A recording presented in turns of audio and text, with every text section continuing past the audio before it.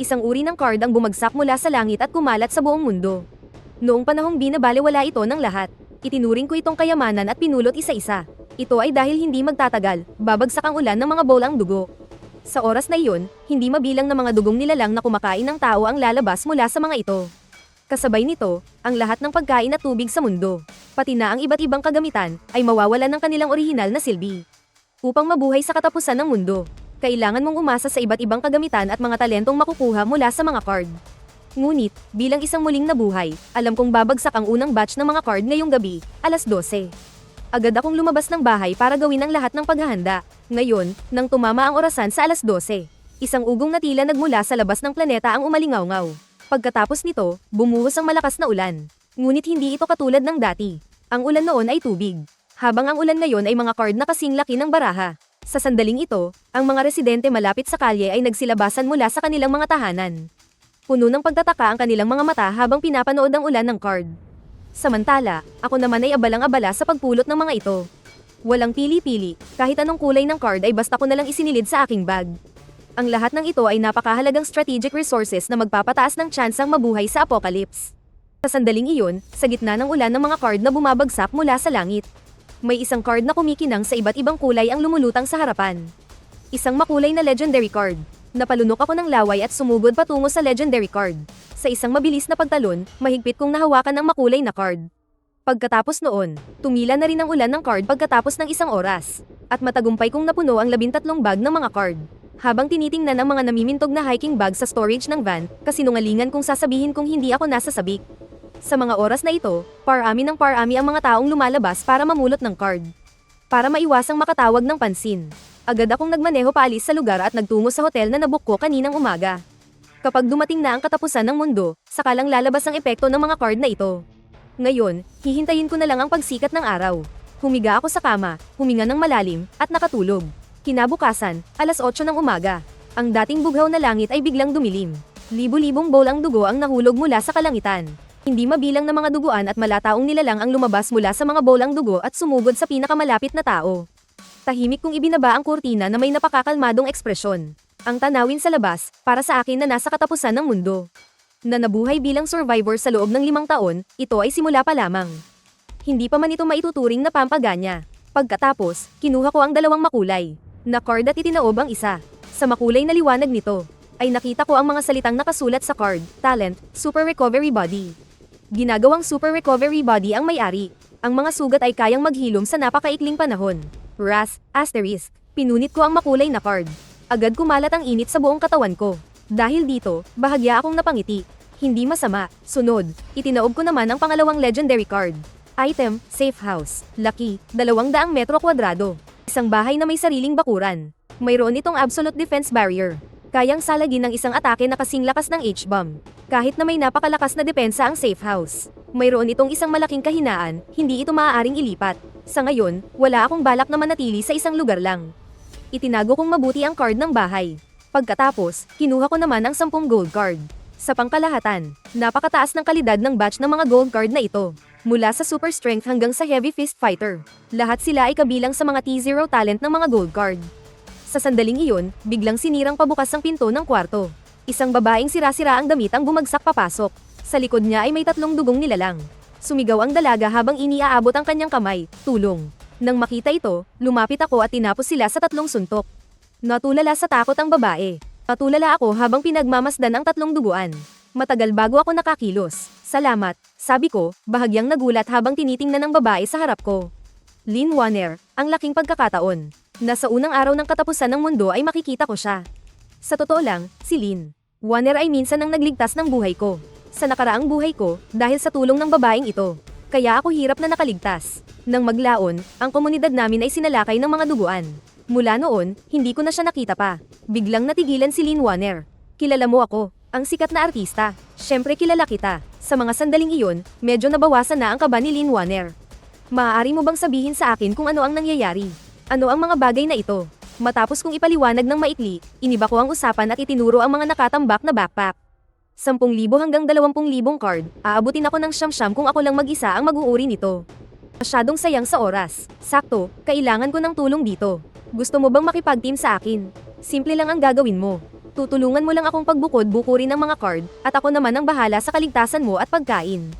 Sa ngayon, komplikado ang sitwasyon sa labas at may mga halimaw pa. At halatang may alam ang lalaking ito. Mas ligtas kung kasama ko siya. Kaya naman, walang pag-aalinlangan siyang tumango at pumayag. Agad-agad, binuksan ni Lin Wanner ang backpack at ibinuhos ang mga card sa loob nito. Sa paalala ko, sinimulan niya ang pag-uuri. Maya-maya, inalag-alog ni Lin Wanner ang isang bote ng mineral water at nagsalita sa sarili, kakaiba. Bakit parang hindi nakakatanggal ng uhaw ang tubig na to? Wala nang silbi ang lahat, pati na ang tubig at pagkain. Itinuro ko ang mga puting card sa kama na nahahati sa ilang kategorya. Kailangan mong hanapin sa mga card. Hanapin mo lang ang water card at punitin ito. Sa sumunod na segundo, kumuha si Lin Wanner ng isang water card, pinunit ito, at isang maliit na bote ng tubig nga ang lumitaw sa kanyang kamay. Nakakamangha, bulalas ni Lin Wanner. Pagkatapos, ininom niya ito ng isang lagukan, pinunasan ang kanyang bibig, at nagpatuloy sa pag-aayos ng mga card. Pagsapit ng halos alas 12 ng tanghali, sa dating tahimik na kalye, biglang may lumitaw na isang grupo ng mga tao. Sa likod nila ay may mahigit 10 kabataang lalaki at babae, bawat isa ay may dalang armas. Nang matunugan ng mga duguan sa paligid na may mga tao, umungol sila at sabay-sabay na sumugod. Pero, hindi biro ang lakas ng maliit na grupong ito. 12 ng duguan ang napira piraso bago pa man makalapit. Kalalapag lang ng mga duguan dito, hindi napigilan ni Lin Wanner na sumigaw habang nanonood sa bintana. Ang galing, nandito kami, tulong, napakunot ang noo ko. Huli na ang lahat para gumawa ng kahit ano dahil sabay-sabay nang napatingin sa amin ang grupo. Pumasok ang grupo sa lobby ng hotel. Tuwang-tuwa na ipinakilala ni Joanne ang sarili. Lin Wanner, fan mo ako. Hindi ko akalaing nasa Shing City ka para sa business trip. Sa mga sandaling iyon, magalang na nagtanong si Lin Wanner. Hello, saan ang punta ninyo? Siyempre, papatay ng mga duguan para kumuha ng cards. May mga cards sa loob ng katawan ng mga duguan na yon. Kung sakaling swertihin at makakuha ng asul na skill card, mas tataas ang tsansa nating mabuhay. Miss Lin, gusto mo bang sumama sa amin? Malakas kami. Huwag na. Kaya naming protektahan ang aming sarili. Tara na, balik na tayo. Nag-anyaya ako at tumalikod para umalis, nang biglang tumaas ang kilay ni Joanne. Sandali lang, kuya. Hindi ko alam kung nakakuha ka ba ng ilang cards kagabi. Kung card ang pag-uusapan, mayroon akong iilan. Kumuha ako ng mahigit 10 silver card mula sa damit ko. Halos lumuwa ang mga mata ng lahat sa nakita nila. Hindi nila inasahan na isa pala itong malaking huli. Ang dami. Lumunok ng laway si Joanne at agad na nagbago ang tingin. Puno ng kasakiman ang kanyang mga mata. Walang silbi na hawak mo lang mag-isa ang ganyang karaming card. Mas mabuting ibigay mo na lang sa amin. Hayaan mong kami na ang magtago para sa'yo. Agad akong tumango. Gusto mong hulaan kung bakit itong mga silver card ay nasa akin lang at hindi ko mismo ginagamit. Anong ibig mong sabihin? Nagtaka si Joanne. Kinuyam ko ang aking kamao. Ang ibig sabihin ay, mamamatay na kayo. Hahaha, ang dami namin. Hindi pa natatapos magsalita si Joanne ay bigla na lang nagdilim ang kanyang paningin. Kasunod nito, tuluyan na siyang nawalan ng malay at bumagsak sa lupa. Sa sandaling iyon, natulala ang lahat. Ang binatang ito sa kanilang harapan ay isang suntok lang ang ginamit para patumbahin si Joanne. Mayroon pa namang silver talent si Joanne, di ba? Pero ni hindi man lang siya nabigyan ng pagkakataong lumaban. Kasunod nito, kumuha ako ng isang gold card at pinunit ito. Agad na lumitaw sa aking kamay ang isang nakakatakot na itim na espada. Kayo naman ang susunod. Sakto, masusubukan ko kung matalas ba ang talam nito. Sandali, wala kaming ginagawang masama sa'yo. Ayaw naming kalabanin ka. Aalis na kami agad dito. Huli na ang lahat. Hindi ko sila pinansin. Iwinasiwas ko ang itim na espada at sumugod sa gitna nila. Agad na umalingaw-ngaw ang sunod-sunod na sigawan. Mula nang kumilos ako hanggang sa mamatay lahat ng miyembro ng grupo, wala pang 2 minuto ang lumipas. Sa sandaling iyon, habang nakatingin si Lin Wanner sa mga bangkay sa sahig, hindi na niya napigilan at napaluhod na lang siya at nagsusuka. Kahit sa panaginip ay hindi niya inasahan na ang lalaking nasa harap niya na mukhang mahinahon at disente. Ay ganito pala kalupit at walang awa kung kumilos. Pagkatapos mong samuka, huwag mong kalimutang kapkapan ang mga bangkay. Dalhin mo sa akin ang mga card. Pagkasabi niyon, isinukbit ko ang aking espada at tumalikod para umakyat sa itaas nang hindi lumilingon. Makalipas ang ilang minuto, muling lumitaw si Lin Wanner sa harap ko, hawak ang 12 ng mga card.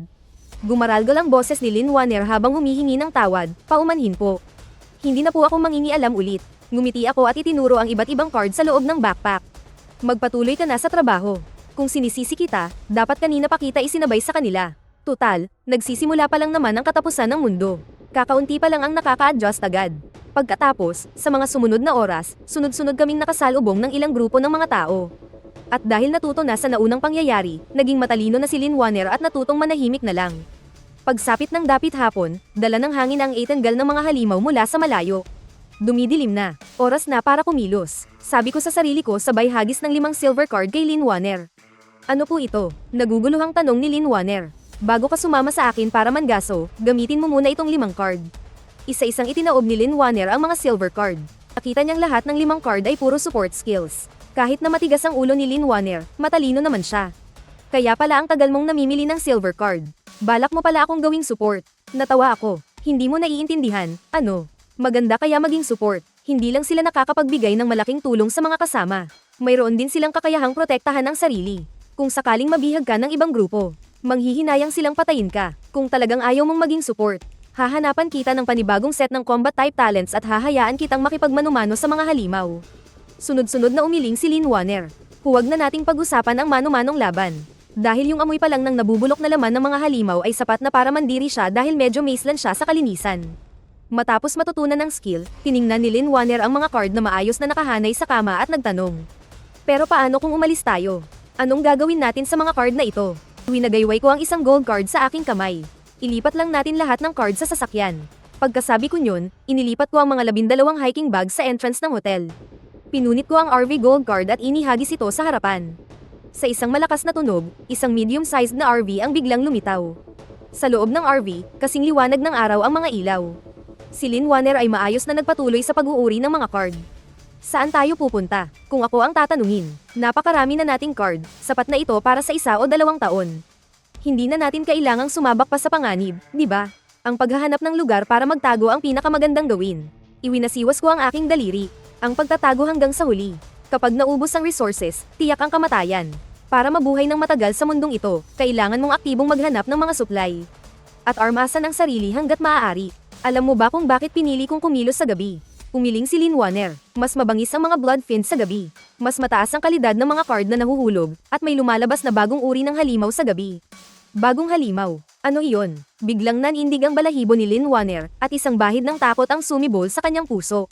Ang Night Devil. Mabilis, malakas, at mataas ang depensa. Maliban sa hindi ito makakita, halos lahat ng iba pa niyang katangian ay sagad na. Matapos marinig ang description ko sa Night Devil, tulala si Lin Wanner. Kung ganoon pala kitapat ang Night Devil, bakit pa natin ito hahanapin para kalabanin?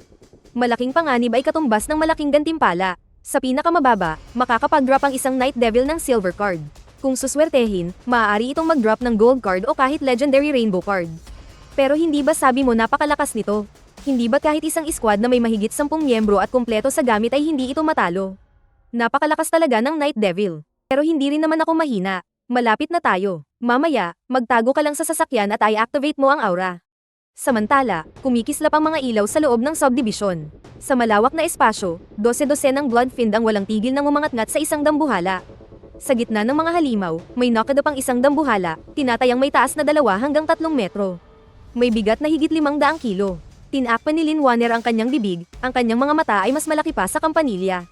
Hindi niya maisip kung paano mananalo ang mga tao laban sa ganitong uri ng halimaw. Pagkatapos, pinanood niya akong patayin ang mga ilaw ng sasakyan at bunutin ang susi. Dala-dala sa isang kamay ang itim na talam na Zonjin, bumaba ako. Marami akong paraan para harapin ang Night Devil. Ang pinakamadaling paraan ay ang malayo ang headshot gamit ang Timberwolf sniper rifle, pero gusto kong subukan kung gaano na ako kalakas. Higit sa lahat, mas maganda ang gantimpala kapag malapitan mo itong pinatay kaysa sa malayo. Ito ay resulta ng masusing pagsubok mula sa nakaraang buhay. Kasunod nyon, nang may 20 metro na lang ang pagitan namin, naamoy ng mga blood fiend ang isang hindi inaasahang bisita. Binitawan nila ang kanilang masarap na pagkain at sumugod habang umuungal. Kalmado akong humiwa ng paalang gamit ang aking talem. Sa isa pang hiwa, 5 pa ang napatay. Mahigit 20 blood fiend ang hindi man lang. Nakadikit sa dulo ng aking damit bago sila lahat ay mapatay. Inilabas ng Night Devil ang dila nito at dahan-daang humarap sa akin. Kumpara sa mga blood fiend, mayroon itong talino. Sinasabi ng kanyang instinct na, ang taong nasa harapan niya ay napakalakas at kailangang pag-ingatan. Ipinagpag ko ang dugo sa aking itim na talem at unang humakbang. Gumalaw na rin ang Night Devil, tumalon ito ng 7 hanggang 8 metro ang taas at bumagsak papunta sa akin. Ang 2 talampakang haba nitong matutulis na kuko ay walang tigil na iwinawasiwas. Mabilis akong dumulas sa ilalim ng Night Devil. Ang itim na talam na Zonjin ay biglang sumaksak paitaas. Walang anumang pag-aalinlangan. Natusok ang katawan ng Night Devil at bumagsak ito sa lupa. Pero hindi pa ito patay. Sa halip, nagpupumiglas ito sa lupa, sinusubukang tumayo para lumaban muli. Agad akong sumugod para tapusin ito. Hindi nagtagal, lumabas na ang mga napanalunan mula sa maliit na labanang ito, 9 na white card. 4 na green card, 2 blue card. 3 silver card. Medyo nakakahiya. Hindi ako kontento. Pero alas 7 pa lang naman. Mahaba pa ang gabi. Pagkatapos, nagpatuloy ako sa pagmamaneho. Bigla akong napapreno ng malakas. Naramdaman ni Lin Wanner na siguradong may nangyari. Nagmamadali siyang lumapit. Sa bintana ng kotse, nakita niya ang isang eksenang hinding-hindi niya malilimutan habang buhay. Sa layong 200 metro sa unahan, mayroong isang bagay na 5 hanggang 6 na metro ang taas. Isang duguan at dambuhalang puso na walang tigil sa pagtibok. Sa paligid ng puso ay may daan-daang dugong halimaw na pagala-gala. Tinakpan ni Lin Wanner ang kanyang bibig, puno ng takot at gulat ang kanyang mga mata. Ano yan? Ang susi sa biglaang yaman. Natigilan sandali si Lin Wanner, at nabahala ang itsura. Ha, paano mo balak harapin ang bagay na yan? Bakit ka nagmamadali? Sa mga sandaling iyon, umupo ako sa driver's seat. Pinagmasdan ko mula sa malayo ang dambuhalang pusong dugo. Ang orihinal kong plano ay magmaneho diretso sa silangan.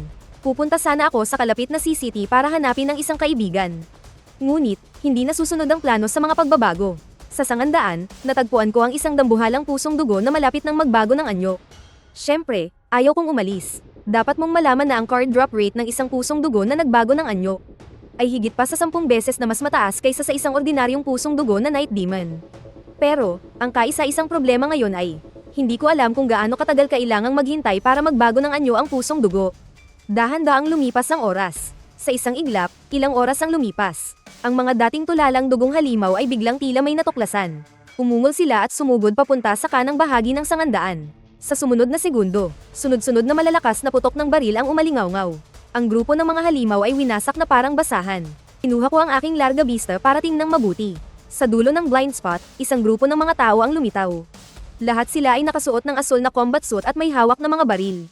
Sa mga sandaling iyon, bumulong si Lin Wanner. Aagawin na ba nila ang puso? Ibinaba ko ang larga vista at umiling. Hindi ganoon kadali, sa kasalukuyang antas ng lakas ng mga tao. Mahirap makapinsala sa isang mataas na antas na pusong dugo, lalo na ang isang tulad nito na malapit ng maging isang itim na puso. Ang padalos-dalos na pag-atake ay magdudulot lang sa kanila ng pangit na kamatayan. Sa sandaling ito, ang pinuno sa sangandaan ay nagngangalang Wang Feng. Hindi niya alam na malapit na ang kanyang katapusan. Mayabang niyang pinasan ang kanyang rifle at lumapit sa harap ng pusong dugo na may pagmamalaking sinabi. Naku po, ito na ang pinakamalaking pusong dugo na nakita ko. Kapag napatay natin to, siguradong maraming magagandang card ang makukuha natin, paalala ng babaeng miyembro na si Lian. Kuya Wang, konti na lang ang dala nating medicine card. Sasayangin ba talaga natin sa pusong dugo na to? Kailangan nating magtipid ng bala. Ito ang gagamitin natin. Pagkasabi niyon, kumuha si Wang Feng ng 11 berdeng card mula sa bulsa ng kanyang jacket. Nang makita ng lahat kung ano ang mga card, nagliwanag ang kanilang mga mata. Sa mga sandaling iyon, kumurap ang malalaking mata ni Lin Wanner at nagtanong. Gag-ana ba kung susunugin nila ang pusong dugo gamit ang mga Molotov cocktail? Laban sa ordinaryong pusong dugo, kayang-kaya ng maraming Molotov cocktail. Pero para sa isang tulad nito na malapit ng magbago ng anyo, huwag mo nang asahan ang mga Molotov cocktail. Kahit na ang lakas ng dinamita ay mababawasan ng husto, lahat ng taong ito ay dito na mamamatay. Sa mga sandaling iyon, nakita na si Wang Feng at ang kanyang grupo ay nailagay na ang mga Molotov cocktail sa paligid ng dambuhalang pusong dugo. Mayroon itong 100 bote. Pagkatapos, umatras sila ng kaunti. Pinaril at pinasabog nila ang isa sa mga Molotov cocktail. Sa isang malakas na pagsabog, sumabog ang Molotov cocktail at bumuo ng isang dambuhalang bola ng apoy. Agad nitong nilamon ang dambuhalang pusong dugo. Sa mga sandaling iyon, isang miyembro ang tumuro sa dambuhalang pusong dugo at nakapansin ng kakaiba. Boss Wang, tingnan mo. Mukhang walang epekto sa kanya ang mga Molotov cocktail. Nasunog lang ang isang patong ng panlabas na balat niya. Tinitigan ni Wang Feng. Ang dambuhalang pusong dugo sa gitna ng apoy ay totoo ngang. Tanging ang panlabas na patong lamang ang nasunog at naging itim. Bukod doon, wala na itong idinulot na mas malaking pinsala. Ang kapal ng balat ng bagay na to. Sa sumunod na sandali, biglang nagbago ang itsura ng miyembro nilang si Jian. Tinitigan niya ang pabilog na aparato sa kanyang kamay at sumigaw, "Nako, hindi maganda to.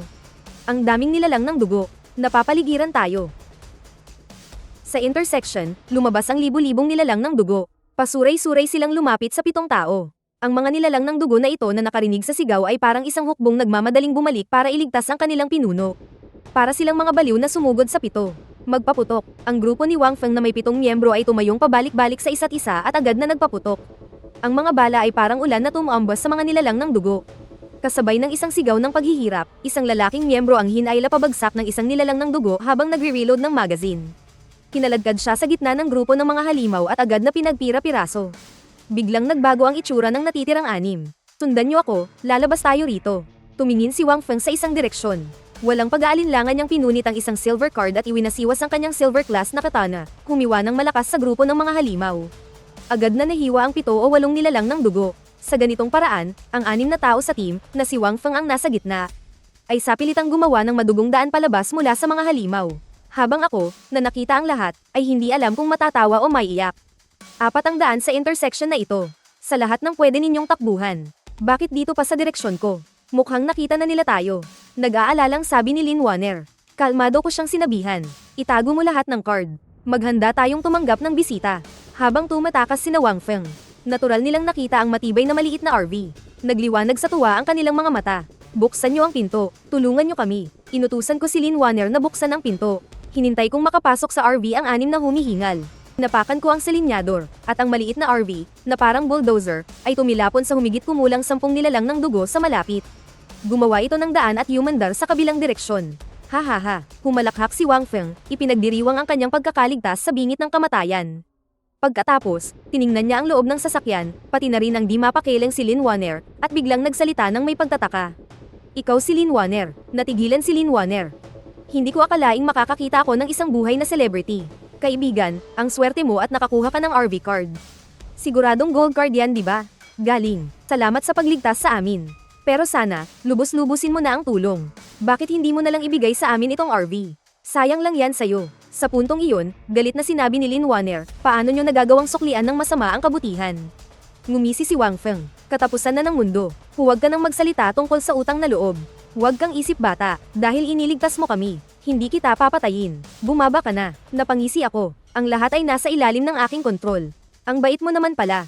Natigilan si Wang Feng. Anong sabi mo? Bago pa man niya matapos ang salita, isang punyal na pangmilitar ang humiwa na sa kanyang lalamunan.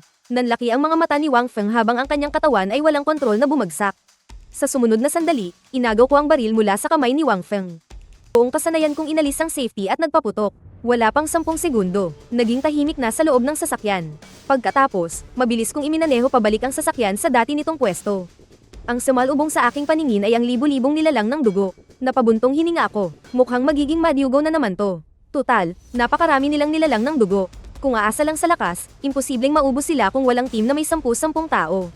Una, gumamit ako ng drone para buhusan ng gasolina ang mga nilalang ng dugo na iyon. Pagkatapos, gumamit ulit ako ng drone para maghulog ng Molotov cocktail mula sa ere papunta sa grupo ng mga halimaw. At pagkatapos, sa sandaling sumabog ang Molotov cocktail, naging dagat ng apoy ang nasa ibaba, at libu-libong nilalang na dugo ang natupok sa isang iglap. Pagkatapos, inilabas ko ang lahat ng bangkay mula sa RV at isa-isang inihagis sa tabi ng pusong dugo. Pagkalipas ng halos 5 minuto, sunod-sunod na lumitaw ang mga galami mula sa lupa. Tumusok ang mga ito sa 6 na bangkay at isang ulo. Iyon ang mga ugat ng pusong dugo. Nag-i-evolve ito o nangingitlog sa pamamagitan ng pagsipsip ng dugo't laman ng tao. Pagkatapos sipsipin ang 6 na bangkay, ang malaking pusong dugo ay biglang nanginig at isang di maipaliwanag na kakaibang aura ang lumabas mula sa katawan nito. Mag-e-evolve na ito. Sobrang saya ko sa loob-loob ko, pero nanatiling kalmado ang ekspresyon sa aking mukha. Sa sandaling iyon, nagtatakang nagtanong si Lin Wanner, pagkatapos nitong mag-evolve, hindi ba't mas lalakas pa ito? Humiling ako. Ang isang nag-evolve na pusong dugo ay syempre, ubod ng lakas. Sa normal na sitwasyon, walang sino man ang may kakayahang labanan ng itim na puso ng isahan, pero sa proseso ng pag-e-evolve, ang pusong dugo, para makumpleto ang pagbabago nito, ay ililipat ang lahat ng lakas nito sa pinakagitna. Sa madaling salita, sa sandaling ito ang pinakamahina. Ang depensa nito ay hindi gaanong mas mataas kaysa sa isang ordinaryong pusong dugo. Ito rin ang pinakamagandang pagkakataon para patayin ito. Pagkatapos, dala ang aking espada, dumiretso ako sa pusong dugo. Madaling-dali na hiniwan ng itim na talam ang balat nito sa labas. Pero sa sumunod na segundo, ang tanawin sa loob ay biglang nagpatindig ng balahibo ko. Kitang-kita ang loob ng pusong dugo. Mula taas hanggang baba, may daan-daang bagay na parang pyupan na hindi pantay-pantay ang pagkakaayos. Pagkatapos, pumasok ako sa loob ng pusong dugo at mabilis kong nahanap sa pinakaloob ang pusong nakalutang sa ere at dahan-daang nagbabago ng kulay. Sa sandaling naging itim na ang puso. Iwinasiwas ko ang aking espada at tinagpa ang itim na puso, pagkatapos ay tumakbo ako pabalik sa RV nang hindi lumilingon. Sa loob ng RV, kitang-kita ang pagtataka sa mukha ni Lin Wanner. Ito na pala ang itim na puso. Tumango ako, inilagay ang itim na puso sa lamesa at huminga ng malalim. Ito ang itim na puso, ang pinakamahalagang yaman sa simula ng apocalypse. Nang hiwain ko ito ng aking espada, ang itim na puso ay biglang naging abo at naglaho. At sa lugar kung nasaan dati ang itim na puso, lumitaw ang mga card, mga 10 o higit pa. Ikinuskus ko ang aking mga kamay. Kinuha ko ang mga card at tiningnan isa-isa. Bukod sa 2 makulay na card, mayroon ding 6 na gintong card. Sa 6 na gintong card, bukod sa food card at biologist card na wala pang silbi sa ngayon. Ang natitirang 4 na card ay masasabing mga dekalidad, T0 level na talent. Pagkatapos, itinuklop ko ang isa sa mga makukulay na card. Matapos makita ng malinaw ang description dito, nanliit ang aking mga mata. Talent, Yu Chishu. Nagbibigay sa may-ari ng kakayahang kontrolin ang spiritual energy. Kondisyon sa paggamit, buksan ang 8 meridian. Siguradong isang god level talent ito sa mga makukulay na card, pero masyadong mahirap ang kondisyon kaya hindi ko pa ito matututunan. Itinabi ko ang Yu Chishu at itinuklop ang pangalawang makulay na card. Nang makita ko ng malinaw ang nilalaman ng card, hindi ko na napigil ang humalakhak. Armor, Electronic Protective Bracelet. Hanggat may kuryente, hinding-hindi ka mamamatay. Itong Electronic Protective Bracelet, nakita ko na itong ginamit ng iba sa dati kong buhay. Ito ay isang bagay na nangangailangan ng mga silver card na baterya para ma-charge. Kapag fully charged, kaya nitong harangin ang 3 nakamamatay na atake. Ang eksaktong sitwasyon ay depende sa pinsala mula sa kalaban. Siyempre, ang kondisyon ay hindi dapat lumagpas ang atake sa protective threshold ng bracelet. Kung hindi, mawawalan ito ng bisa. Katumbas ito ng isang super shield na kusang gumagana. Agad-agad kong kinuha ang bracelet mula sa card at isinuot sa aking pulso. Pagkatapos, kumuha ako ng 3 silver na battery card mula sa aking tactical vest. Habang napupuno ang 3 berdeng energy bars sa bracelet, bigla akong nakaramdam ng matinding seguridad. Nag-isip ako sandali at iniabot ang baril kay Lin Wanner. Tinuro ko ang pagitan ng aking mga kilay. Barilin mo ako. Nagtataka ang mukha ni Lin Wanner. Huwag kang mag-alala. Gusto ko lang subukan ang kakayahan nitong magprotekta. Hindi ko naman isusugal ang buhay ko ng basta-basta. Sige, bumaril ka na. Nakita ni Lin Wanner na seryoso ako. Kaya wala siyang nagawa kundi kagatin ang labi at bumaril. Bang! Ang bala, bago pa man tumama sa noo ko, ay biglang hinigop ng isang protective barrier. At tuluyan nang naglaho. Nang tingnan ko ang energy bar sa aking wristband, nabawasan nga ito ng isang bar. Sa sandaling iyon, nakita ko sa mukha ni Lin Wanner hindi lang pagkabigla, kundi higit pa roon, sakit. Pagkatapos, nang malaman ko ang dahilan, hindi ko mapigil ang tumawa. Iyon pala, ang recoil ng baril ay masyadong malakas kaya na-dislocate ang kanyang pulso. Ang lampa mo naman. Tapos ay pinaupo ko si Lin Wanner sa dining area. Tinulungan ko siyang ayusin ang kanyang pulso. Mukhang hindi para sa iyo ang ganitong klaseng baril. Mas mabuting gumamit ka na lang ng crossbow. Dahan-daang hinimas ni Lin Wanner ang kanyang pulso. Mechanical bow. Nagsanay akong gumamit niyan dati noong nag-film ako. Mayroon ka ba? Syempre mayroon. At marami pa. Nilabas ko ang mga silver card. Mayroong 6 na silver card para sa mechanical bow. Pare-pareho lang ang function at lakas ng mga ito. Ang tanging pagkakaiba ay ang kulay ng kanilang coating. At gaya ng inaasahan, pinili ni Lin Wanner ang mechanical bow na may pink na skin. Habang mas pink ang kulay, mas mabangis ang may-ari. May punto. Pagkatapos, itinuro ko ang poste ng kuryente na hindi kalayuan. Subukan mong panain yung poste. Tingnan natin ang galing mo. Sige, tumayo ng tuwid si Lin Wanner at buong husay na inihanda ang pana. Sa isang whoosh, ang palaso ay lumipad na parang isang guhit ng liwanag. At buong-buo itong tumama sa basurahan na 3 metro ang layo mula sa poste. Galing, sabi ko sabay thumbs up. Namyo lang namula ang mukha ni Lin Wanner sa hiya. Matagal ko na kasing hindi nagagamit. Subukan ko ulit. Huwag kang magmadali. Gamitin mo muna itong mga card bago ka sumubok ulit. Inabot ko kay Lin Wanner ang mga silver card na inayos ko kanina. Ito ay ang mga talent, archery mastery, talent, precision, at talent, long range shooting. Skill, sharpshooter. Hindi makapaniwala ang itsura ni Lin Wanner. Para sa akin lahat ng ito. Ang mga halimaw na makakaharap natin ay palakas ng palakas. Kailangan ko ng katulong. Agad na namula ang mga pisngi ni Lin Wanner. Alam na alam niya sa sarili niya kung ano lang ang nagawa niya sa loob ng 2 araw. 3 bagay, na pag-aayos lang din ng mga card. Pero sa isiping makakalaban na sila ng magkasama, napuno ng saya si Lin Wanner. Salamat sa tiwala mo sa akin. Pagkatapos noon, dahil sa tulong ng ilang silver talent cards, ilang beses na lumakas ang precision at arrow power ni Lin Wanner. Ang hit rate niya sa mga stationary target ay umabot sa 95% at sa mga gumagalaw na target ay 77%. Sayang nga lang at naubos na ang lahat ng mga kalaban sa malapit. Kung hindi, gusto ko talagang makita ang epekto nito sa totoong laban. Para ay celebrate ang malaking tagumpay namin sa araw na iyon, binuksan ko ang isang silver card ng pagkain, isang Sichuan Chongqing hot pot set meal. Isang buong mesa ng dekalidad na baka at tupa, at may iba't ibang uri pa ng gulay. Sa kabuuan, mayroong mahigit 30 putahe. Wow, grabe, ang dami naman ito. Tataba kaya ako kapag kinain ko to. Hindi ko mapigil ang umiling. Sinasabi ba yan ng matinong tao? Yung iba nag-aalala kung may makakain sila, tapos ikaw, ang inaalala mo kung tataba ka. Tok tok tok, Habang masayang-masaya kumakain ang dalawa, biglang may kumalabog sa pinto ng RV. Tiningnan ko ang dashcam. Akala ko kalaban, hindi ko inaasahan na isang mag-asawang nasa katanghaliang gulang ang nakatayo sa labas. May kargang batang lalaki ang babae na nasa mga 3 hanggang 4 na taong gulang. Sa sandaling iyon, humahagulgol siyang sumigaw. Parang awa nyo na, tulungan nyo kami. 2 araw na kaming hindi nakakainom ng tubig. Bigyan nyo po kami ng kaunting tubig at pagkain. Nag-alinlangan ako saglit bago buksan ang pinto ng sasakyan. Kumuha ka ng ilang water card at food card. Dali-daling kinuha ni Lynn Warner ang water card at food card at ibinigay sa mag-asawa. Sa sobrang pasasalamat, lumuhad sila sa harap ko. Salamat po, tumango ako. Hindi ligtas sa gabi. Umuwi na kayo. Pagkasabi ko nyon, akma ko nang isasara ang pinto. Ngunit sa sandaling iyon, nagsalita ang lalaki.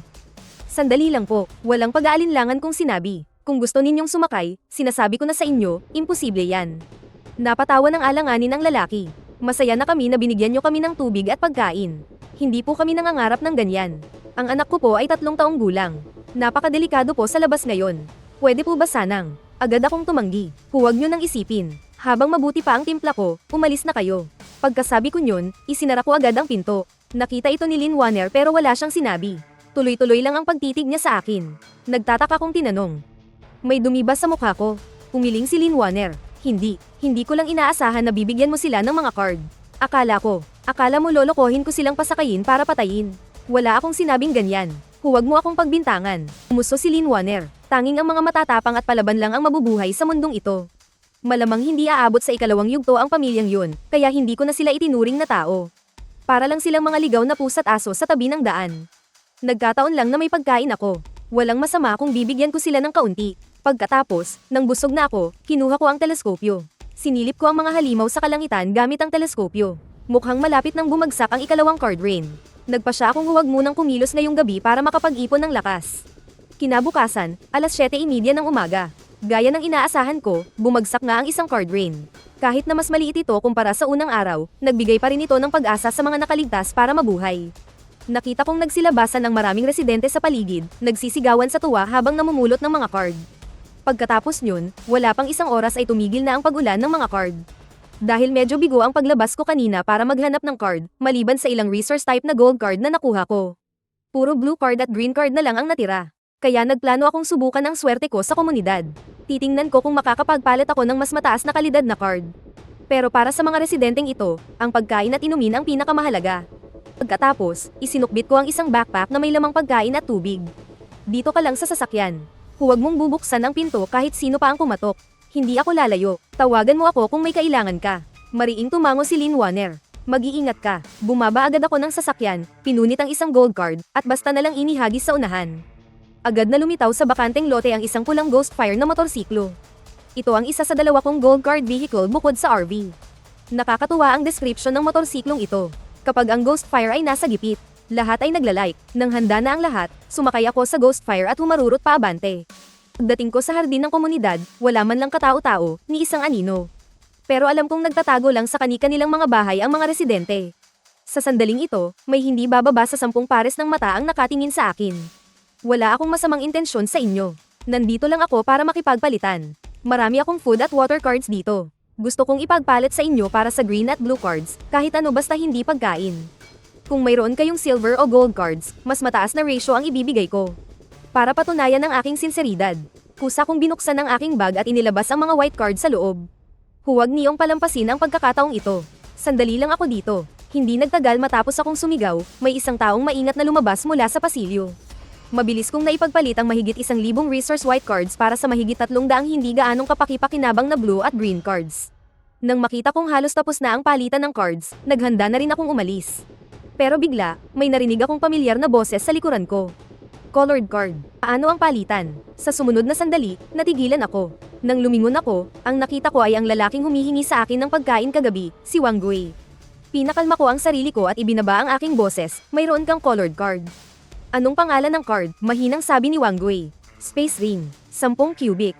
Napasinghap ako. Isang space ring. Isang napakahalagang strategic item. Gusto mo bang pag-usapan sa sasakyan ko? Akala ko tatanggi si Wang Gui, pero tumango lang ang lalaki. At sumakay sa motor ko. Biglang nagsalita si Wang Gui na parang multo. Itinago ko na ang card. Walang silbi kahit patayin mo ako. Natigilan ako sandali, pagkatapos ay ngumiti na lang. Sa loob ng RV. Inutusan ko si Lin Wanner na ipagtimpla si Wang Gui ng kape at binigyan ko rin siya ng curry beef rice. Hindi tumanggi si Wang Gui, yumuko lang siya at nilantakan ang pagkain. Hindi ako nagmamadali at nagsalita lang ako pagkatapos niyang kumain. Ngayon, pwede na siguro tayong mag-usap tungkol sa palitan, di ba? Ano ang gusto mong kapalit? Pinunasan ni Wang Gui ang kanyang mga mata. Ayoko ng card. Gusto ko lang tulungan mo akong pumatay ng 3 tao. Agad kong napansin na may mali. Anong nangyayari? Nakita ko ang mga mata ni Wang Gui na walang buhay. Patay na ang asawa ko. Patay na rin ang anak ko. Nagulat si Lin Wanner. Patay. Maayos pa sila kagabi. Paanong nangyari to? Ang pumatay sa asawa at anak ko ay sina Hu Dezhen, Wang Jicheng, at Zhou Yun. Pinagpasahan nilang pagsamantalahan ang asawa ko. At sinakaw nila ang anak ko hanggang sa mamatay. Biglang nagwala si Wang Gui, parang nababaliw na pinagsusuntok ang mesa habang sumisigaw. Gusto kong mamatay sila, basta't mamatay sila. Sa'yo na ang colored card. Patayin. Tulungan mo akong patayin sila. Alam kong kaya mo. Tinitigin ko ng matagal ang lalaking ito na lugmok sa kalungkutan bago mahina kong nagsalita. Bibigyan kita ng isang dagdag na kondisyon. Pwede mong piliin kung paano sila mamamatay. Kung papayag ang sitwasyon, hahayaan kitang maghiganti gamit ang sarili mong mga kamay. Pagkatapos, tiningnan ko ang oras sa aking relo, kinuha ang itim kong talam na si Zonjin, at tumayo.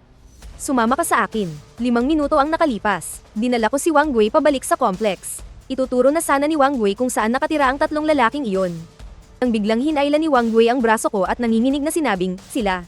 Sila nga, tumingin ako sa direksyon nila. May 3 kabataang lalaki na papalapit sa amin. Sa sandaling iyon, may mapanuksong ngiti sa mukha ni Hu Dezhen.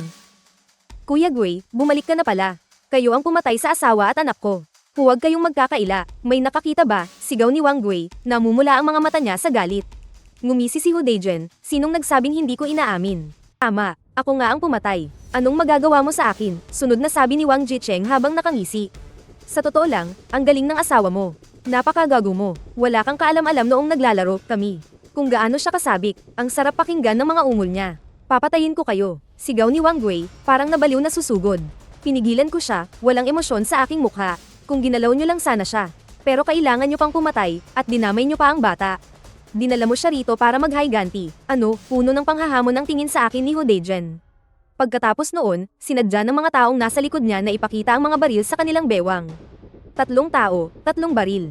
Ano namang dapat kong ikatakot, at napangisi ako ng malamig. Kayong 3, mga langgam. Agad na bumunot ng baril si Hu Dezhen. Mamatay ka na, pero bago pa niya makalabi ang gatilyo, binaril ko na agad ang braso niya dahil handa na ako. Ang kamay ko, napasigaw sa sakit si Hu Dezhen at bumagsak. Agad akong pinaputukan ni Wang Jicheng at Zhou Yun, pero ang mga balang tumama sa akin ay naglaho lang. Hindi man lang ako nasugatan. Hindi ko na silang dalawa binigyan pa. Nang pagkakataong mag-isip pa, at agad akong gumanti. Bang! Bang! Matapos ang 2 putok, tinamaan din ang mga braso ni Wang Jicheng at Zhou Yun na may hawak na baril. Bakit? Siguradong sigurado akong tinamaan ko siya. Bakit wala siyang kagalos-galos? Aray, ang sakit. Pagkatapos, tinapak ko ang balikat ni Wang Gui at inabutan siya ng isang berdeng knife card. Maaari mo ng personal na ipaghiganti ang iyong asawa at anak. Tinupad ko na ang hiling mo. Nasaan na ang para sa akin? Nasa likod ng drainage pipe sa unang palapag. Pagkasabi nito, dahan-daang lumapit si Wang Gui hawak ang kutsilyo sa 3 paurong na gumagapang palayo. Kuya Gui, nagkamali kami. Pakiusap, patawarin mo na kami. Handa kaming maging alipin mo. Kahit anong gusto mo, ibibigay namin. Marami kaming card. Lahat ay para sa'yo. Huwag mo lang akong patayin. Pakiusap, sinulyapan ko lang ang nangyayari at hindi na tumingin ulit. Tapos na ang dapat kong gawin. Nasa mga kamay na ni Wang Gui ang desisyon kung papatayin niya sila o hindi. Ngayon, ang gusto ko lang ay makuha agad ang space ring na iyon. At tama nga, nasa likod ng tubo sa dulo ng pasilyo sa unang palapag, natatakpan ng alikabok at mga basura. Pinunit ko ang card at isinuot ang singsing. Tama nga, isang parisukat na espasyo ang lumitaw sa loob nito. 10 metro kubiko. Mukhang hindi malaki, pero sa totoo lang ay napakaraming kayang ailaman. Noong sandaling malaman kong may space ring, naisip ko na agad kung paano ito gamitin. Para paglagyan ng mga bangkay. Paglabas ko ng gusali, sinulyapan ko ang paligid. Sa sandaling iyon, si Wang Gui ay basang-basa sa dugo, nakaluhod sa gitna ng mga bangkay, sabay na umiiyak at tumatawa. Walang salita ang makakapagpagaan ng loob niya sa sandaling iyon. Wala akong sinabi at nilagpasan ko lang siya. Makalipas ang ilang oras, umulan na naman. Hindi, ulan ng dugo. Ang sigaw ni Lin Wanner ang gumising sa akin na nakapikit at nagpapahinga sa driver's seat. Tumingin ako sa labas sa bintana ng sasakyan. Parang ulan na bumagsak ang hindi mabilang na mga blood heart na iba-iba ang laki. Mas marami pa ito kumpara sa unang bugso. Subukan mo ang pagpana mo. Pagkatapos, hinayla ko si Lin Wanner papunta sa bubong ng sasakyan. Bakit? Takot na takot ka ba? Hindi ako takot. Hindi ka takot. Eh bakit ka nanginginig? Pabirong sabi ni Lin Wanner, masyado lang akong nasa sabik. Dati, pinapanood lang kita habang pumapatay ka ng mga halimaw. Ngayon, sa wakas, makakalaban na kita ng magkasama. Panoorin mo ko. Habang nagsasalita, inihanda na ni Lin Wanner ang kanyang pana at palaso. Swoosh! Mabilis na lumipad ang palaso. Sapul na sapul nito ang ulo ng isang bloodhot, diretso at walang mintis. Ang kanyang galaw ay tuloy-tuloy at perpekto. Magaling. Ipagpatuloy mo lang yan. Nag-thumbs up ako at sumunod din kaagad. Pagsapit ng dapit hapon, sa loob ng RV sa may intersection. Bumaba ka muna para magpahinga. Wala na sigurong mga bloodhot sa malapit. Tinawag ko si Lin Wanner para bumaba mula sa bubong. Sa loob lang ng 2 oras, natuklasan kong may pambihirang talento sa pakikipaglaban at bilis sa pagkatuto si Lin Wanner. Mula sa pagiging kabadong-kabado sa simula hanggang sa sunod-sunod na pag-headshot sa mga bloodhot, nakakamangha ang bilis ng pag-unlad ng kanyang kakayahan. Nakatamba tayo ng 61 bloodhot. Masayang-masaya na pumasok si Lin Wanner sa RV para ipagmalaki sa akin. Nakangiti kong sinabi, ang galing. Magpalat ka na ng damit, maligo, at kumain. Pagkatapos maligo, nagsuot si Lin Wanner ng malinis na puting t-shirt. Habang pinapatuyo ang buhok niya, nagtanong siya, aalis na ba tayo rito mamayang gabi? Tumango ako, susuungin natin ang daan habang madilim pa. Katatapos lang ng blood rain. Siguradong maraming mga bloodheart at bloodhot sa buong syudad ngayon. Magandang pagkakataon to para mag-ipon ng resources. Sakto namang narinig namin ang boses ni Wang Gui mula sa labas ng pinto. Chin lang, nandyan ka ba? Natigilan ako sandali, hindi ko inaasahang nabuhay pa ang lalaking to. May karga-karga pa siyang batang lalaki na nag-aagaw buhay. Binuksan ko ang pinto ng sasakyan at pinapasok si Wang Gui. Itong batang to, bago mag-apocalypse, nasa ibang lugar yung nanay niya for business at hindi na makontak. Yung tatay naman niya, namatay dahil nakagat ng halimaw kamakailan lang, sabi ni Wang Gui na may halong awa sa mukha. Nakagat siya ng bloodhot. May paraan ka ba para mailigtas siya? Bahagya akong napakunot noo. Ang sigla ni Wang Gui ngayon ay mas maayos na kumpara kanina. Halatang sa batang ito siya humuhugot ng bagong lakas para mabuhay. Pero napakahalaga ng silver card serum, at nasa 10 lang ang piraso na mayroon ako. May mga card ako. Pwede akong makipagpalit sa'yo. Nagmamadaling kinuha ni Wang Gui mula sa kanyang bulsa ang isang tumpok ng asul at berdeng card. Kung kulang pa, hahanap pa ako. Bigyan mo lang ako ng oras. Iligtas mo muna siya, pakiusap. Nag-isip ako sandali, kinuha ang mga card ni Wang Gui, at kumuha ng isang silver card serum mula sa gamit ko. Pagkatapos kong turukan ng serum ang bata, nagtanong ako, paano nyo napigilan ang mga bloodhot? Ilan pa ang mga tao sa compound ninyo? Bamantong hininga si Wang Gui. Nagmungkahi ako na magsama-sama tayong lahat sa gusali para magdepensa. Kung hindi, mamamatay lang din tayo lahat sa huli. Buti na lang at nakinig sila sa akin. Pero sa kasamaang palad, masyado kaming mahina. Kalahati sa amin ang namatay para lang matalo ang mga bloodhot. Siguro mga 30 hanggang 40 tao na lang ang natirang buhay. Puro mga kabataan, yung mga handang lumaban at sumugal. Natigilan muna si Wang Gui sa sinabi ko, pero agad siyang may na-realize at naging excited ang mukha niya. Oo, puro kabataan ang mga kasama kong lumaban. Lahat sila matatapang. May ilan pa nga na napalakas na ang kanilang mga abilidad. Ang ibig mong sabihin, napangisi ako, huwag ka munang masyadong mataranta. Nagtatanong lang naman ako, agad na medyo nadismaya si Wang Gui. Hindi ligtas sa gabi, ihahatid na kita pabalik. Pagkatapos, pinaandar ko ang RV para ihatid si Wang Gui at ang batang lalaki pabalik sa kanilang komunidad. Sasama muna ako kay Kuya Wang sa loob. Bantayan mong mabuti ang lugar. Nagpaalam ako at sumama kay Wang Gui pagbaba ng sasakyan papasok. Nakita ng mga kabataan sa guardhouse si Wang Gui. At nagpakita sila ng tuwa nang makitang kasama niya ako pabalik. Kuya, nandito ka ba para tulungan kami? Kilala ko ang binatang nagsalita. Sila yung magkasintahan na unang nakipagpalitan ng card sa akin kaninang hapon. Ang nobya niya ay nanginginig sa takot sa tabi niya. Pareho silang puno ng dumi at dugo. Napakabaho ng amoy nila. Hindi ko sila masisisi. Sa sitwasyong napakakaunti ng mga resource card. Sino mang may water card ay itatabi ito para inumin. Kakaunti lang ang mag-aaksaya nito para ay panligo. Naparito ako para tingnan ang sitwasyon. Pagkatapos ay nilaibat ko ang aking tingin at napabuntong hininga. Hindi nagsinungaling si Wang Gui. Mahigit sa kalahati ng mga tao ay patay na. Casual akong nagtanong, aalis na rin ako mamaya. Ano ang plano ninyo? Nagmamadaling sinabi ni Wang Gui. Ginoong Chin, saan ka pupunta? Pwede mo ba kaming isama? Kung mananatili kami rito, mamamatay rin kami sa mga halimaw. Ang pagsama sa iyo ang tanging pag-asa naming mabuhay. Kuya, isama mo na kami. Nakikiusap kami sa iyo. Ayaw naming mamatay. Umiiyak na lumuhad ang magkasintahan. Nang may nagsimula, sumunod na rin ang iba. Tumayo kayong lahat. Nang makatayo na sila, iwinagayway ko ang aking kamay. Hindi imposible na sumama kayo sa akin para maghanap ng paraan para mabuhay. Pero dapat mayroon tayong 3 patakaran. Gusto kong linawin ang lahat sa simula pa lang. Pagkatapos nito, malalim na ang gabi. Sa dulo ng isang wasak na daan, isang RV ang mabagal na umuusad. Sa likod nito ay may sumusunod na isang grupo. Mayroong mahigit 30 tao. Tahimik silang sumusunod sa RV sa gitna ng kadiliman. Ngayong gabi, ang grupo ay sinwerte at minamalas din. Ang magandang balita, ang pinakamaraming grupo ng mga halimaw dugo na nakasagupan nila ay mahigit 20 lang. Ang masamang balita, ang pinakamaraming grupo ng mga halimaw dugo na nakasagupan nila ay mahigit 20 lang. Sa huli, huminto ang RV sa harap ng isang malaking mall. Wang Gui, magsama ka ng ilang tao at tingnan ninyo ang loob ng mall. Umatras kayo kapag may panganib. Agad na tinawag ni Wang Gui ang 5 kabataan at maingat silang pumasok sa mall. Unang patakaran, sundin ang aking mga utos ng walang tanong. Makalipas ang ilang minuto, tumakbo palabas si Wang Gui na may tuwa sa mukha para ipaalam na ligtas ang unang palapag ng mall. Mukhang may mga gumamit na nito bilang kanlungan dati. Dito tayo magpapahinga ngayong gabi. Kolektahin mo ang mga card. Ikalawang patakaran, lahat ng card ay dapat isuko. Ako ang magpapasya kung paano ito hahatiin. Ang sino mang magtago ay palalayasin sa grupo. Nakolekta ko na. Narito na lahat. Iniabot ni Wang Gui sa akin ang isang malaking tumpok ng mga card. Kahit na 79% ay mga white at green card, at iilan lang ang blue card. Talagang nagliwanag pa rin ang aking mga mata. Hindi ko inaasahan na ganito karami ang makukuha namin sa aming paglalakbay. Dalhin mo itong mga supply at ipamahagi sa lahat, pati na rin itong mga damit at armas. Sabihin mo sa kanila na maglaan ng oras para maligo at magpalit ng damit. Iniabot ko kay Wang Gui ang mga card na inihanda ko kanina pa. Puno ito ng mga supply, pagkain, inumin, at lahat ng pangangailangan ay kumpleto. May kasama pang ang body wash, shampoo, at iba pa.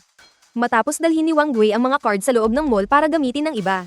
Napaluha sa tuwa ang lahat, lalo na ang iilang babae sa grupo. Nang makita nila ang mga sanitary napkin at bagong damit sa mga supply, halos mapaluhod sila sa sobrang tuwa. Pagkatapos, nang makakain na sila ng hapunan, makaligo, at makapagpalit ng bagong damit, at humiga sa malambot na higaan. Datang pagod mula sa paglalakbay sa gabi ay biglang naglaho. Sulit ang lahat ng pinagdaanan nila. Sa wakas, hindi na nila kailangang matakot sa gabi. Ligtas na sila. Sa sandaling iyon, nakahiga ako sa kama at nagpapahinga. Sinabi ko na sa kanila, sa mga normal na sitwasyon, poprotektahan ko ang kaligtasan nila. Pero kung makakaharap kami ng panganib na kahit ako ay hindi kayang labanan, iiwan ko sila ng walang pag-aalinlangan. Kung hindi man lang nila matatanggap yun, hindi ko sila isasama. Kinabukasan, 10:00 ng umaga, pagkatapos ng 5 oras na pahinga. Lubos nang nakabawi ang pisikal na kalagayan at sigla ng lahat, para bang nagbago ang lahat sa isang gabi. At sa sandaling iyon, patakbong lumapit si Wang Gui para magtanong. Boss, handa na kami. Kailan po tayo aalis? Pagkatapos, bumaba ako mula sa RV at nag-inat. At kinuha ang 7 silver mechanical bow card. Ibinigay ko ang 7 card na ito sa mga babae sa grupo. Sinabi kong magsanay silang mabuti. SSS. Huminga ng malalim si Wang Gui, nag-aalab ang kanyang mga mata. Ang daming silver card. Boss, todo bigay ka talaga sa puhunan ngayon. Walang return kung walang investment. Pagkatapos, kumuha ako ng isa pang silver blue card at ibinigay kay Wang Gui. Mga riot shield ito at mga espadang police grade. Ibigay mo sa mga lalaki sa grupo na may sapat na lakas at pangangatawan. Sabihin mo sa kanila, kung gusto nilang mabuhay, kailangan nilang lumaban ng patayan. Sino mang kumuha ng gamit ko at magpakapetex. Huwag nila akong sisisihin kung magiging malupit ako sa kanila. Dali-daling tumango si Wang Gui. Boss, huwag kang mag-alala. Kung sino man ang magpetex, ako ang unang mananagot sa kanya. Pagkatapos naming pag-usapan ng mga seryosong bagay, bigla kong iniba ang usapan. Kumusta na ang kalagayan ni Xiao Bauer? Agad na lumitaw ang magiliw na ekspresyon sa mukha ni Wang Gui. Buti na lang mayroon kang special na gamot, boss. Mas maayos na si Xiao Bauer. Nakatulog siya ng buong gabi. Pagkagising niya kaninang umaga, gutom na gutom siya. Lumalaki na kasi ang bata. Itong 10 green card ay para sa iyo. Itong mga lata ng gatas at tinapay ay personal kong bigay sa'yo.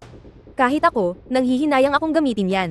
Naluha sa pasasalamat si Wang Gui, nag-aalab ang kanyang mga mata. Boss, napakalaking utang na loob ko sa'yo. Sige na, gawin mo na ang dapat mong gawin. Habang pinapanood ko si Wang Gui na umalis, napabuntong hininga ako. Kahit gaano karami ang ari-arian, hindi kakayanin ang ganitong pagwaldas. Ngayon, mahigit 100 silver card na lang ang natitira. Kailangan kong magtipid sa paggamit nito. Buong araw, wala akong ginawa. Kaya nagtalukbong na lang ako ng kumot at natulog ng mahimbing. Pagsapit ng gabi, nagsimula ng dumilim.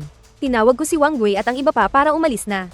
Dahil sa karanasan nila kagabi, ang grupong ito ay hindi na gaanong natatakot sa dilim. Habang nasa daan, nakasagupa kami ng mga halimaw na dugo. Madalas, hindi na kailangan pang kumilos ni Lin Wanner, kusa na silang nagtutulungan para palibutan at patayin ang mga ito. Naglakbay ang convoy pahilaga ng mahigit 3 oras. At nang malapit na kaming pumasok sa highway, napatingin si Lin Wanner sa langit at kumunat ang noo sa isang itim na anino na mabilis na dumaan. Guni-guni ko lang ba yun? Bakit parang may lumilipad sa langit? Kinuskos ni Lin Wanner ang kanyang mga mata, bumalik sa loob ng sasakyan, at nagtanong ng may pag-aalinlangan. Nakakalipad ba ang mga halimaw na dugo? Skirt, bigla akong nagpreno, halos matamba si Lin Wanner. Ano ang nakita mo? Hindi ako sigurado kung ano yun. Pero kung paniki yun, hindi dapat ganoon kalaki. Inilarawan ni Lin Wanner ang nilalang na nakita niya. Agad na nanindig ang balahibo ko. Yimo. Ilang araw pa lang pero may yimo na agad. Hindi naman nakakatakot ang mga yimo. Ang nakakatakot ay, kung saan may himo, siguradong may Hikshweksen sa malapit. Ang mga himo ang tagabantay ng Hikshweksen. May problema, babalik tayo sa dinaanan natin. Agad kong kinuha ang walkie-talkie para sabihan si Wang Gui. Hindi nagpabeya si Wang Gui. Agad siyang sumenya sa lahat na ibalik ang mga sasakyan. Isang nakakabinging sigaw ang narinig mula sa malayo. Malinaw na tunog iyon mula sa isang Shweksen. Ang kantang pambungad ng impyerno. Nalaman na nila ang presensya natin. Kinuha ko ang rifle card at umakyat sa bubong ng sasakyan. Dahil sa aking night vision, wala akong problema. Sa madilim na paligid na ito, pagtingala ko, nakita ko ang 7 o 8 himo na lumilipad sa himpapawid. Ang pinakamalaking bentahe ng ganitong halimaw ay ang napakabilis nitong paglipad. Karaniwan lang ang depensa at atake nito. Naghahanap kayo ng kamatayan. Agad kong ginamit ang Godly Gunslinger at sunod-sunod na kinalabit ang gatilyo. Bang, bang, bang. Sunod-sunod na mga putok. Lahat ng 7 himo ay tinamaan sa ulo at bumagsak sa kalapit na triguhan. Boss, anong nangyari? Tense ang mukha ni Wang Gui. Maghanda kayong lahat, magsisimula na ang laban. Inihagis ko kay Wang Gui ang rifle at ilang card ng bala at molotov. Protektahan mo ang mga tao mo. Nakuha ko, boss. Hinaplos ni Wang Gui ang ulo ni Xiao Bauer. Nanginginig na sinabi ng bata, Tito, natatakot po ako. May malambing na ekspresyon si Wang Gui. Huwag kang matakot, nandito si Tito. Tiyak na poprotektahan ka ni Tito. Ang katahimikan bago ang bagyo. Nandito na sila, nanlaki ang mga mata ko. Sa dulo ng kalsada, lumitaw ang isang malaking grupo ng mga zoo. Ho, hindi mabilang kung gaano karami, siksikan sila. Gumagawa sila ng mga kakaibang sigaw, sunod-sunod na sumusugod. Sa gitna ng mga Shwayho ay may ilang yemo, na tila mga pinuno nila. Ang mga yemo ay dahan-daang sumusunod sa likuran ng grupo ng mga Shwayho. Paano natin lalabanan to? Nang makita ni Wang Gui ang tanawin sa unahan gamit ang binoculars, hindi niya napigil ang magmura. Pero nang makita niya ako sa bubong ng sasakyan na walang bahid ng takot, kumalma siya ng kaunti, dinilaan ni Wang Gui ang kanyang mga labi. Halika, raratratin ko kayong lahat. Sa sandaling iyon, isang sigaw ang umalingaw-ngaw. Isang lalaki sa grupo na nasa mga 40 o 50 anyos ang biglang inatake ng isang himo. Tinanggal nito ang tuktok ng kanyang bungo. Nakatutok lang sila sa unahan at nakaligtaan ang kalangitan. Mayroong higit sa 10 himo sa himpapawid na nagbabantay.